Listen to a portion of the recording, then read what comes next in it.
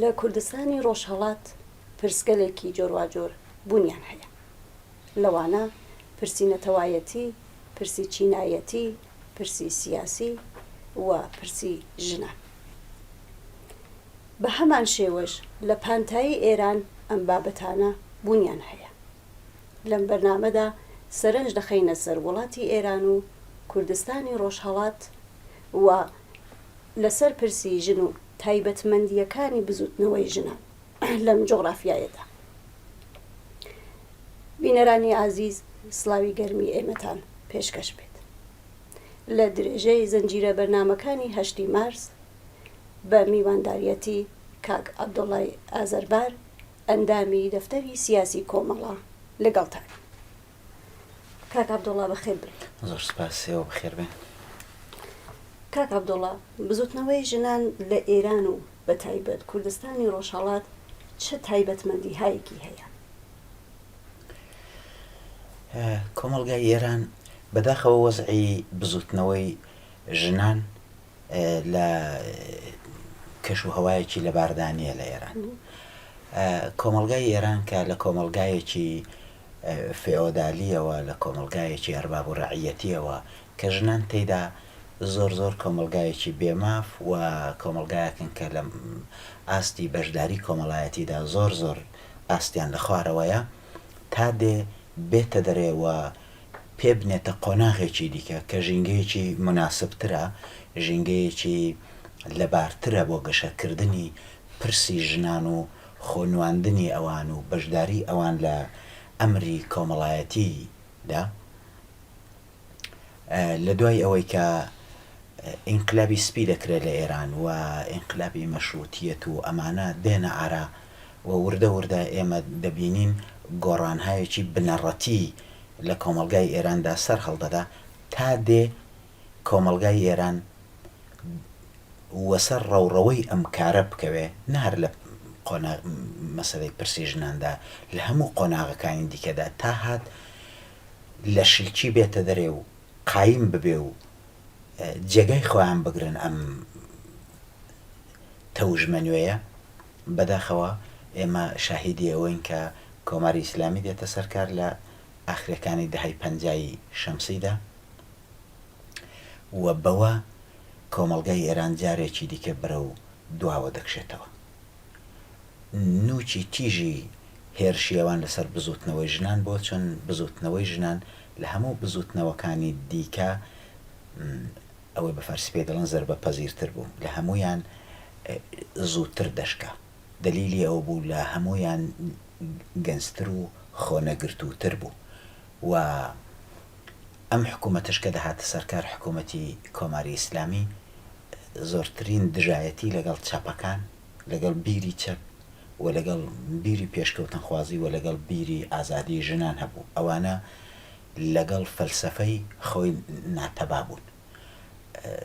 بۆیە خەسڵەت نەمای ئەم بزوتنەوەی هەر کە لە دایک دەبێ کە دێ گەشە بکە، لەگەڵ دەستەندازەهایەکی زۆر گەورە ڕوبەڕوو دەبێ. ئێمە بزوتنەوەی ژنان لە سەرەتای ئینقلابی ئێراندا دەبینینەوە زۆرترین بەشداریان لەو ئینقلابەدا کرد، پێیان وە هەبوو لەوێدا دەرگایەکیان بۆ دەکرێتەوە، بەڵام بەداخەوە نەکرد دەرگایەکی تازە بە ڕوویاندا نەکرایەوە. ئەو نیمچە دەلاقەیە و دەربی جێش کە بۆیان کرابەوە و ڕووناکاییەک لێەوە دەهات بۆ مەسەلەی بزوتنەوەی ژنان، ئەوەش پێوەدرا. لە تەزاوراتەکانی 57 و 58دا ئێمە بە ئاشکرا دەیبینین ژنان دەنجی حەقخوازی خۆیان دەردەبڕن و ئەوە وەکو کەسێک کە خەریکە غەرق دەبێ ئاخرین دەنجێکە کە ئێمە لە ئەوان دەیبینین. لە ساڵانی ڕابردووشدا ئەم بزوتنەوەیە، ئەم ویستە، ئەم خواستەوە، ئەم بزوتنەوەیە بەهێز بووە.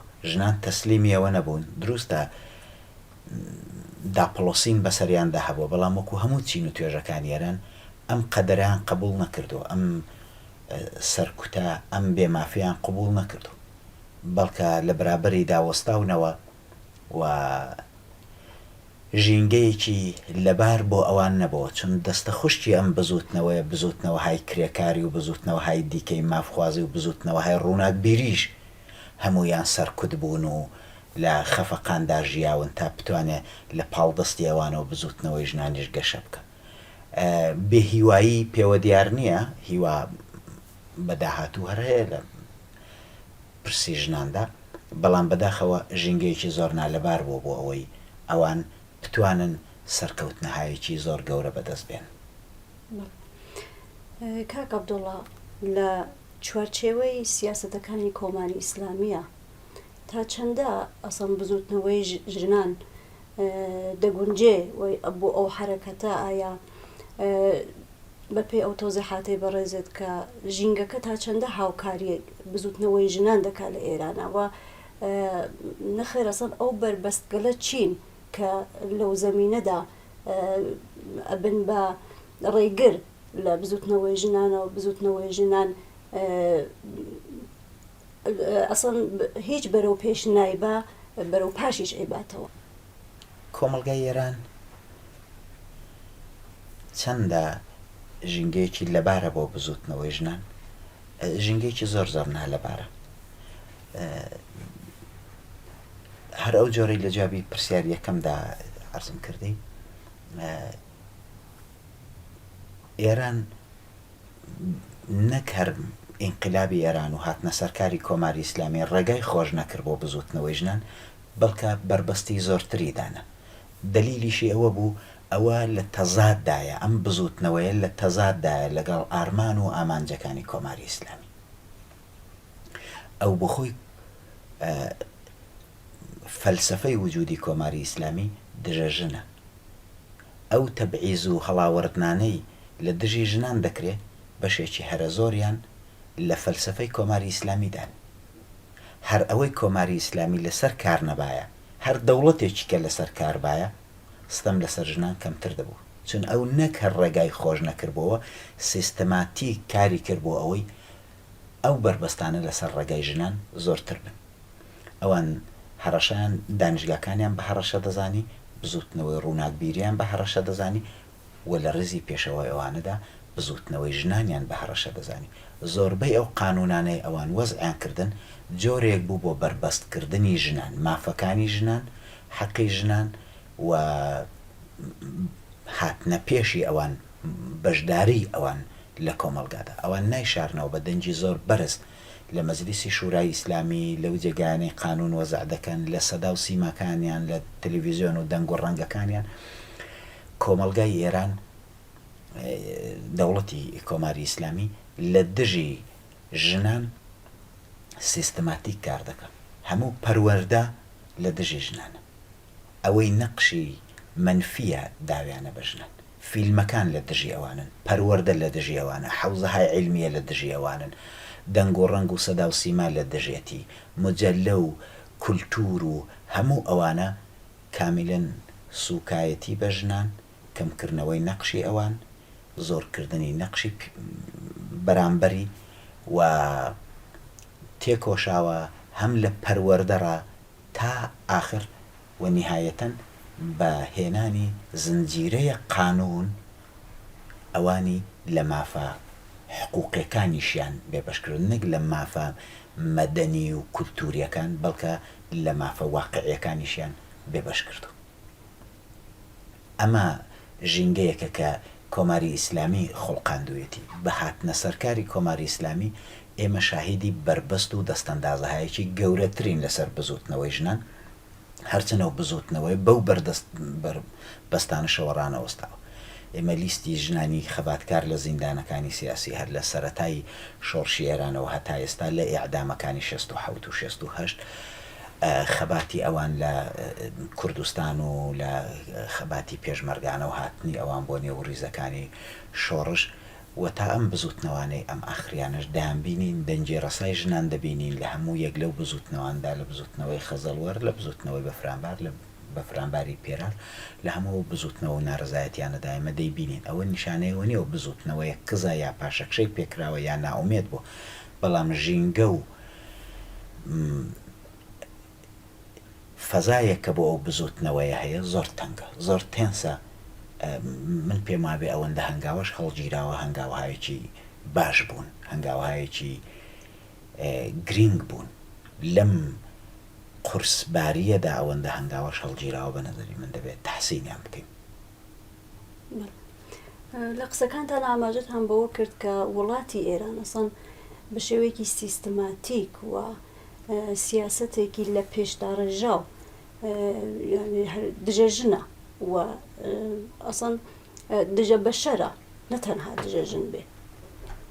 بزوتنەوەی ژنان لە مێژە لە وڵاتی ئێران بوونی هەبووە و تا پێش بەسەرکارهاتنی کۆماری ئیسلامیش بۆ خۆی دەستکەوتایەکی هەبوو، بەڵام بەهاتنی کۆماری ئیسلامی و گرتنە دەستی دەسەڵات و ئەو حکوومەتە ئیسلامیە لە ئەوەڵین کارەکان و ئەوەڵ بربەستەکان بۆ ژنان دادنرا و لە هەمان کاتیشە یەکەم ئەترازاتەکان هەر لەلایەن ژنانەوە بوو بەرامبەر بە کۆماری ئیسلامی.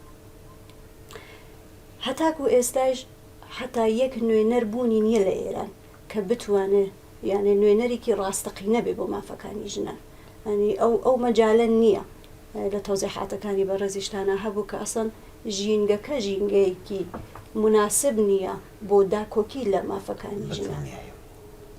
بەم پێیە چالاکانی ژنان یا مدافعینی حەق و حقوقی ژنان و خەڵکانی یەکسانی خواست کە بوونیشیان هەیە و چالاکن و هەمیشە دەنگیشیان ڕەسا بووە، بەڵام نەیان توانیوە یا فەزایان پێ نەدراوەکە ڕێکخراوێکی تایبەت بە مافەکانی ژنان یا ئەنجومەنهایەک کە بتوانێت لەو زەمینەوە تەنها زوون کاتە سەر حەق و حقوقی ژنان، مەسائیلی ژنان، داواکاریەکان و خواستەکانی ژنان و ئەو مطالباتەی کە ژنان ئەیانەوێ مەترەح بێ و هیچ لایەنێکی جوابگو نییە بەرامبەر بە ئەو مطالباتە. بۆیە تا ئێستا دەستکەوتێکی ئانچنانی و بەرچاو لە کۆماری ئیسلامی بۆ ژنان بەدینە هاتووە و دەستیان نەکەوتووە.